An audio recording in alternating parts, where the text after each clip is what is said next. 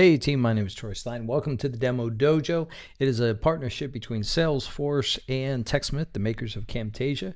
Our hope is through this pilot program, we get you to make some pretty fantastic demos. But first, we're going to level up on some basic skills, almost like in martial arts. There's a kata, there's a repetition of skills so that you can feel comfortable when the time comes.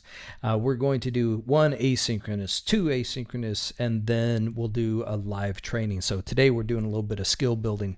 If you're in Camtasia, would you do me a favor, either from on your Mac, go to check for updates, or if on Windows, I think it's under Windows or help, either one of those, you can check for update and make sure that you are running the latest, which is a Camtasia 2025.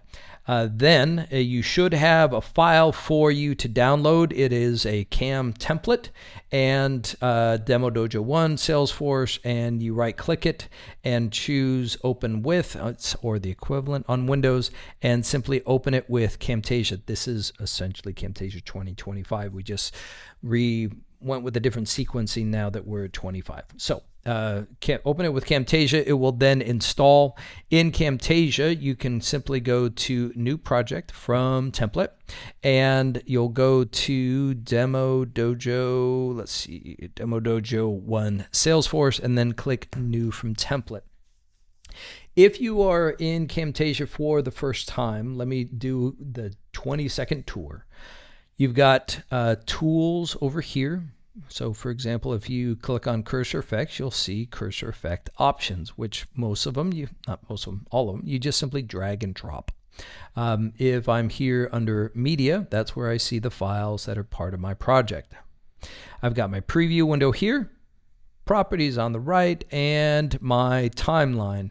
My timeline, I can zoom out or I can zoom in as I wish. I can also drag it around this way as well.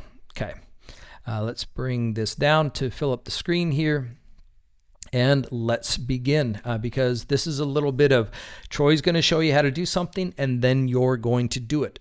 To help focus, I'll turn off my camera video, and the first thing we're going to jump into is something called animations.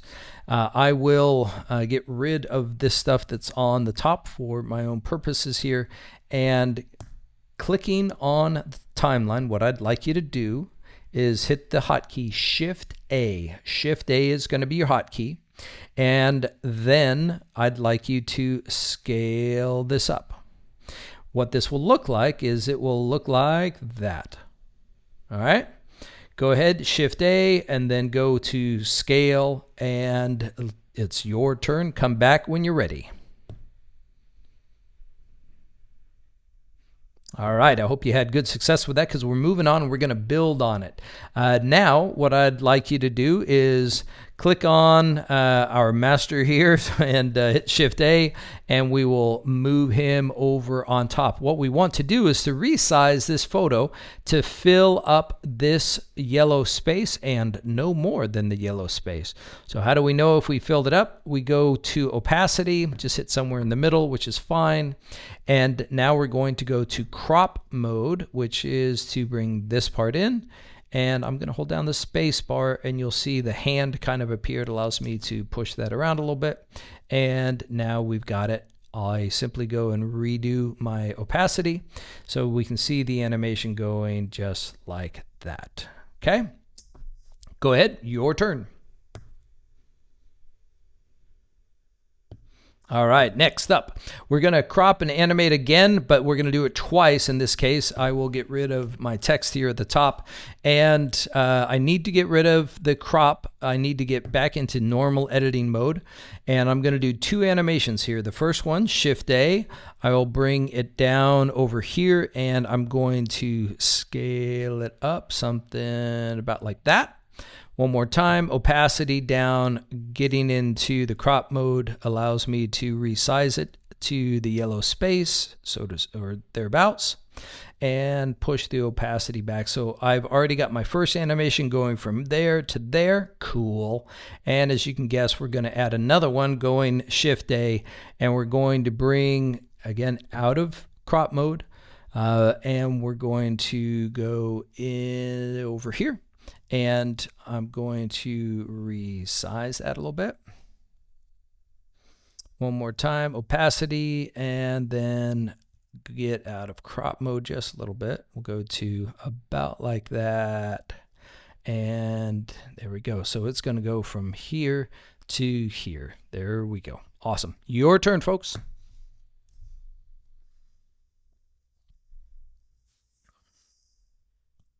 All right, congratulations. We are moving on to crop and scale up the screen here. All right, so in this one, I've got a screenshot here. And the reason that we sometimes have to crop things is because we have junk in the recording that just does not need to be there. In fact, I've got a whole bunch of stuff in the background here that is intentionally there, and we intentionally need to get rid of it. So I am going to go to the crop mode and ask yourself, do I really need them to see this part of the interface? Nope, I don't. Down over on the right, do I need them to see that part of the interface? No, I don't. I just want you to get a little aggressive, to be honest, of getting stuff out that is not really part of the story. If for whatever reason you need to show the YouTube interface, go for it. If you don't, then do that. But once you have sort of cropped it down to its least, to its smallest component, from here, you can then go and scale it up. So that's your job now. Let's turn junk into glorious looking screenshots by cropping and scaling it up. Your turn. All right, let's go to this next one. In this next one here, and by the way, if you see me moving around, you can also scale to fit to have that fit into the screen up there. All right. So what we've got here is you see this cursor moving around and it changes all the time. When you're doing a software demo, you don't want that. You don't want distractions. And frankly, this is a distraction. So how do we solve this? Click on the screen recording up here. We're going to go over to the cursor tab and we're going to choose this drop down right here. We go to all and we go, and you can choose a Mac cursor, you can choose a system cursor, you can play around with the other ones, but for now, let's just choose Mac cursor and we'll choose the hand. Now, please pay attention because that cursor is by default scaled up to 500. If it was down at 100, it is practically invisible in the screen recording. Don't do that to your folks. Let that mouse be big and beautiful, and if you want to, you can be ridiculously large. My suggestion is 400 or 500%, and you're good as gold. Go ahead and do that yourself. All right, moving on. This one is called Simplify Path. Sometimes our mouse moves around like a drunken sailor. So we're going to first make sure that it doesn't change all the time. We're going to do this again. We go to the cursor properties. We go to all. We change all of these little cursors down here. You can kind of see that they're highlighted, and we're just going to choose one. Now, that's a good first step, but the cursor, if you look at it, it goes, kind of got lost over here. It's going to the side when it should have just gone up to the cursor click, right? So what we're going to do here is I'm going to go now to edit the cursor path, and I'm going to simplify the existing path. When I zoom in over here, you can see every one of the clicks. For example, I didn't need it to click over here, so I can delete that cursor point.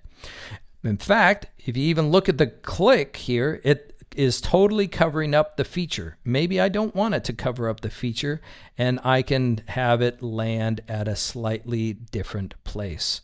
I also can get rid of certain clicks. Maybe, for example, this one was unnecessary. Now, when you click on the ones that are remaining, you see these kind of handlebars, and it does allow you to make modifications to some of the paths here. On each one of these, the handlebars give you a little bit of more or less control here to shape things around, and so you sort of get a much nicer look on things. All right, your turn. Give it a try.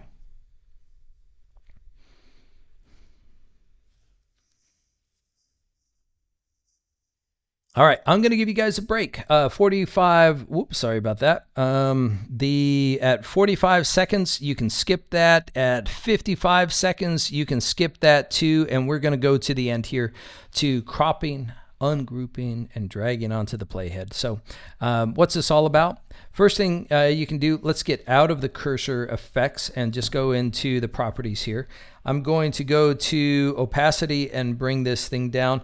If I play this back, you see that I've got a nice little laptop here to put the video into. And so how are we going to get it into that space? Well, just as we did before, I'll put the opacity to, I don't know, something like 50% or so. Then I'm going to drag the top left corner of the app and I'm going to put it so that it fits up in the corner of where the screen recording belongs. Then again, I'm holding down the space bar so that I can kind of begin to move things around if I need to. And I'm going to drag my bottom over here. I guess I should have done this before, but let's bring this up, and you can already tell, yes, indeed, I have junk that I need to crop out. So let's crop that out. But while I'm at it, I can also crop to fit this space. So I'm out of crop mode, and you can already tell that I'm just, this is looking good, but it's not animating with it. How do we do that? We're going to right click on this group down here, MacBook House Office 2, and we will ungroup. And then holding this, I am going to click, hold, and drag down onto the thing below. The thing below is called a placeholder. I will now let go, and it will say ripple replace. I say yes, sir, and it is now going to zoom in with that.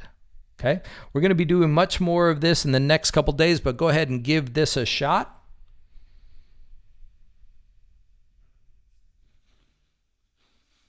And with that, I will say congratulations on finishing your first asynchronous training with Camtasia. My suggestion to you is to do this one more time tomorrow, maybe during lunch. Just run it through for 15, 20 minutes. Practice a little bit of the kata, repetition, until you become the ninja that you want to be with Camtasia. And I will see you in 2 days. See ya.